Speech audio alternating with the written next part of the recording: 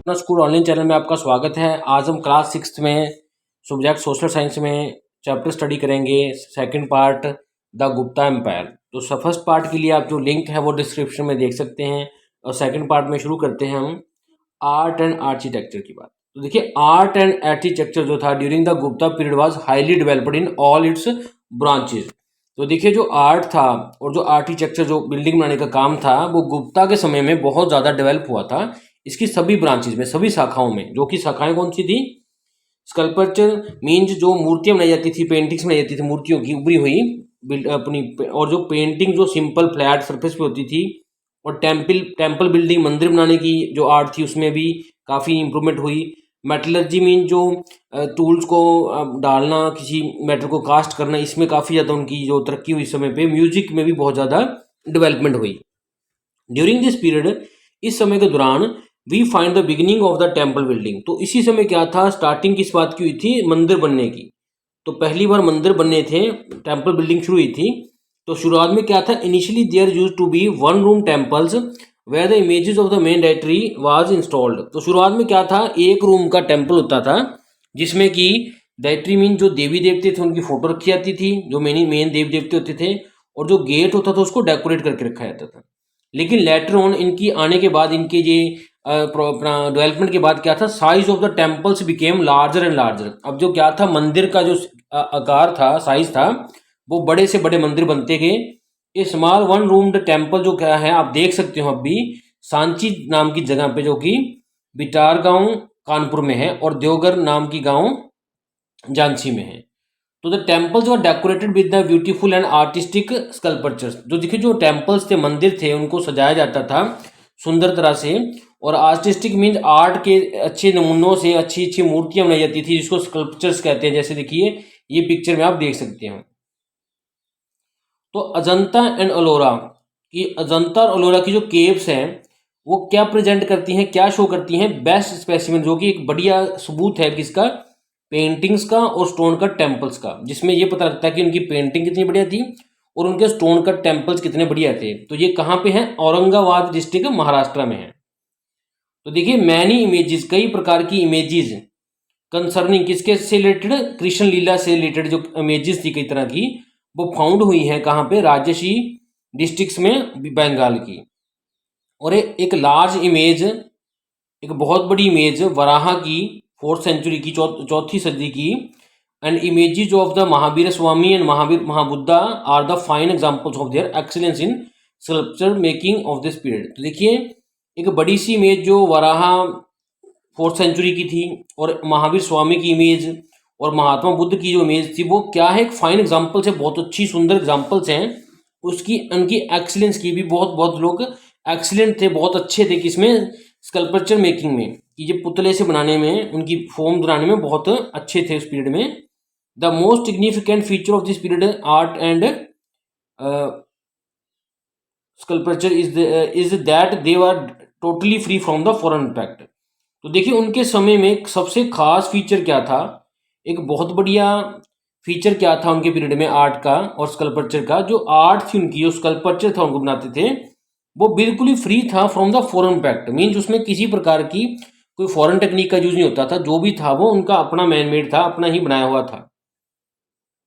तो देखिए, ये अजंता की केव्स हैं, आप देख सकते हैं। देखिए, रॉक कट टेम्पल्स, रॉक के बीच में ही देखिए कटिंग कर करके देखिए कैसे टेम्पल्स को फॉर्म दे रखी, जो कि देखने में बहुत बढ़िया लगता है, और एक अद्भुत जो है एक सीन है अपने आप में। तो बात करते हैं लैंग्वेज एंड लिटरेचर की। तो Gupta period was the golden period for Sanskrit literature. जो संस्कृत के लिटरेचर के लिए ये एक सुनहरा पीरियड था। तो Kalidas adorned the court of the Chandragupta second. तो चंद्रगुप्ता सेकंड के राज में जो उसका कोर्ट था, जहाँ पे वो सभा करता था, वहाँ पे कालिदास था।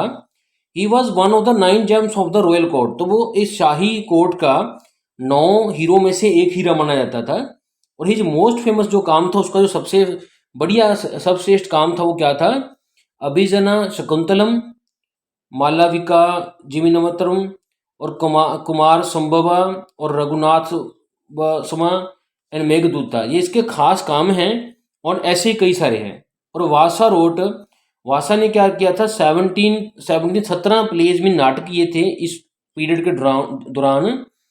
और विशाखदत्ता जो था उसने क्या था प्ले की थी मुद्रा रक्षा, मुद्रा रक्षाज, जो कि बहुत जानी जाती है, बहुत एक वेल नोन प्ले है। एंड पोइट जो था हरि सेना, उसने प्रेज किया था, प्रशंसा की थी कनक्वेस्ट ऑफ द समुद्रगुप्ता, उन चीज़ों की जो कि समुद्रगुप्ता ने अपने अपने कब्जे में की थी।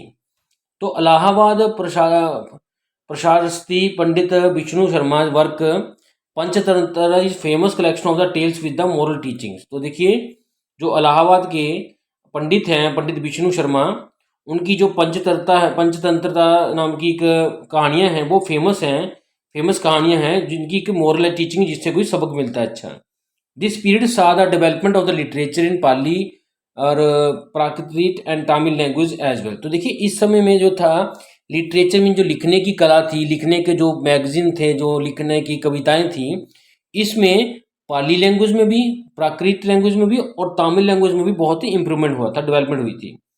Ramayana and Mahabharata were translated into Tamil. तो तमिल लैंग्वेज में रामायण को और महाभारत को ट्रांसलेट किया गया था। तो बात करें साइंस एंड टेक्नोलॉजी की, तो contribution of Gupta period in the field of science and technology has been no less.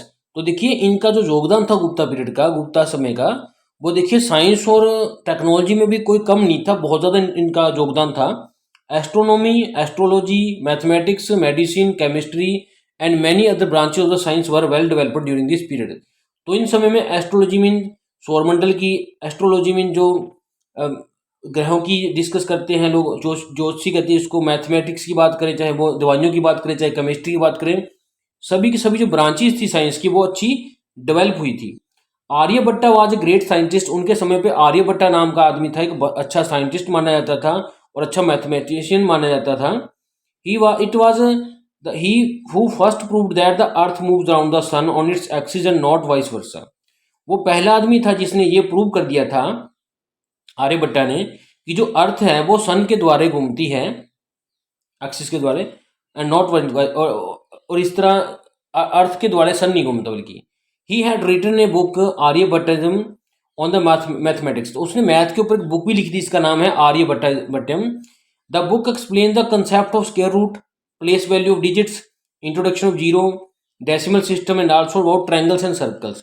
तो जो बुक लिखी गई थी ये आर्यभट्टा द्वारा, जिसका नाम है आर्यभट्टम, ये क्या है, स्क्वायर रूट के कंसेप्ट को समझाती है, प्लेस वैल्यू ऑफ डिजिट्स को बताती है, जीरो के इंट्रोडक्शन को बताती है, डेसिमल सिस्टम बताती है, ट्रायंगल्स और सर्कल्स के बारे में काफ़ी कुछ बताती है। Even the Eclipse could easily be predicted, और इसकी हेल्प से क्या थे, जो ग्रहण लगते हैं, चंद्र ग्रहण, सूर्य ग्रहण, वो भी आसानी से प्रोडिक्ट भी पहले से आइडिया लगा सकते थे। तो चार्क नाम का एक फिजिशियन था, एक वैद्य था, who wrote Charak Samhita and Sushruta, ये सर्जन था जिसने क्या रॉट किया, एक Sushruta Samhita. Their contribution in the field of medical science is very significant during this time. उस समय में उन्होंने मेडिकल जो साइंस थी उसमें भी काफ़ी ज़्यादा योगदान दिया था। तो देखिए Nagarjuna was a famous scholar of the chemistry. तो नागार्जुन का था एक अच्छा स्कॉलर था, विद्यार्थी था, एक अच्छा ज्ञानी था जो कि केमिस्ट्री में था। The rust free iron pillar at Mehrauli in the new Delhi have never got rusted till today. तो उसी के समय पे ये खोज जो हुई थी रस्ट फ्री पिलर की, आयरन की हुई थी, जो कि मेहरोली नाम की जगह पे है नई दिल्ली में, जिसको आज तक भी रस्ट नहीं लगा, जंग नहीं लगा। The composition of its alloy is fine example of iron technology of the Gupta period. तो इसकी जो कंपोजिशन है, जो पिलर जो बनाया गया जिन जिन धातुओं से, जिन मेटल से, वो ये शो करता है कि उनके समय में ये टेक्नोलॉजी काफ़ी ज़्यादा बढ़िया थी, फाइन थी।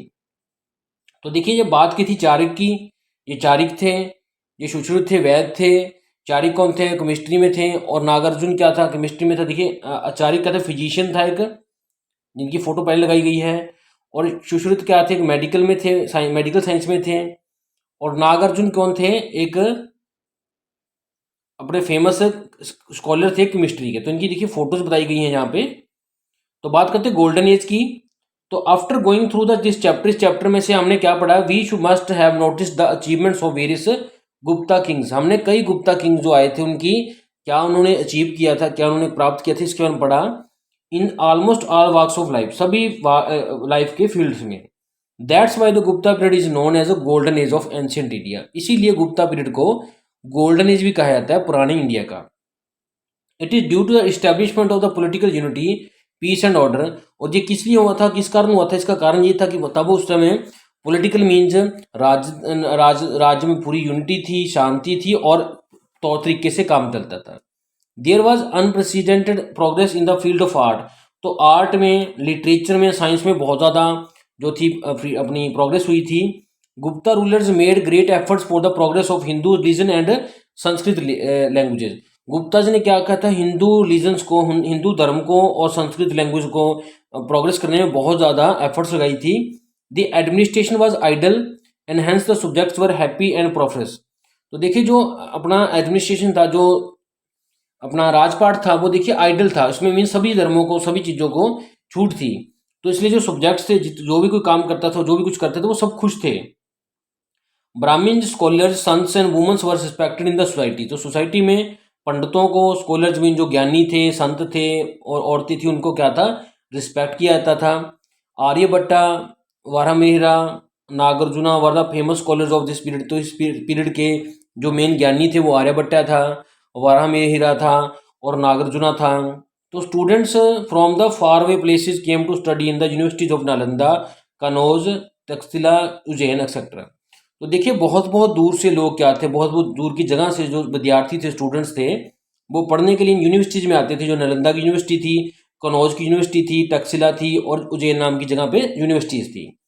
तो Gupta rulers in cause the development of the agriculture, industry and trade. तो इन्होंने देखिए, गुप्ता रूलर्स ने, गुप्ता नाम के जो राजा थे, शासक थे, उन्होंने देखिए डेवलपमेंट किस में की, एग्रीकल्चर में, इंडस्ट्री में और व्यापार में बहुत ज़्यादा तरक्की करी। They also introduced coins made of silver and gold. उन्होंने सिल्वर और गोल्ड के बने हुए कॉइन्स भी, सिक्के भी इंट्रोड्यूस किए थे, लागू करवाए थे। Thanks for watching this video.